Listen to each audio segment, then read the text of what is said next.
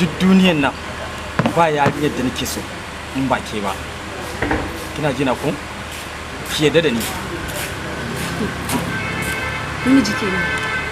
Ai ba yana fara jin wannan kalamai nan ba. Na daɗe da jin su. Ba yau ne farko ba yau ne karshe ba. Na sha jin wannan kalamai. So ba wai wanda za ka iya min yau ne zai sani in yadda da kai. Ba haka bane. Ni na ce miki fa duk duniyan nan in dai a mata ne ba yarinyar da nake so in ba ke ba. In dai a mata ne ba yadda nake so in ba ke ba. Dakata. Ka ƙara tunanin kalaman da kake yi na ka ƙara tunanin shi na biyu kamin nan kai magana. Kana ji na? Ina jin ki da kyau. Dan na tabbatar da cewa wannan kalaman da kana faɗin nan ba kai tunani mai kyau ba. Na ce miki fa duk duniyar nan a mata ba wacce nake so in ba ke ba.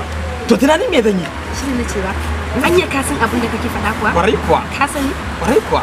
Wato kana nufi har da uwarka kenan? Ya? Eh. Kai mun daidai dan rabi. Kai daidai abin da ya kamata kai mata. Na ma da duk abin da zaki ci. Kai ya maka wani magana. Ya dace ta hadin uwata. Abin da za ta yi. Mata eh. Abin da za ta yi. Yau ne karshen da zaka yi zaka mare yan mata. Sabi ne kai wace ce ke? Da ka ƙara mata ai. Da ka ƙara mata. Ba soja ba ko daji ne na.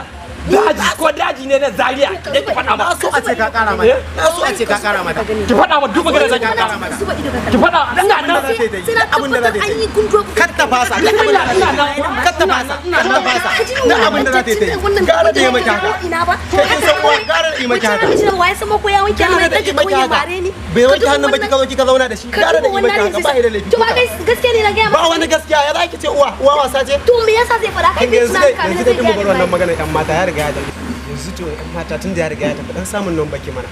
Ya hakuri mu. Daga bani nan ba.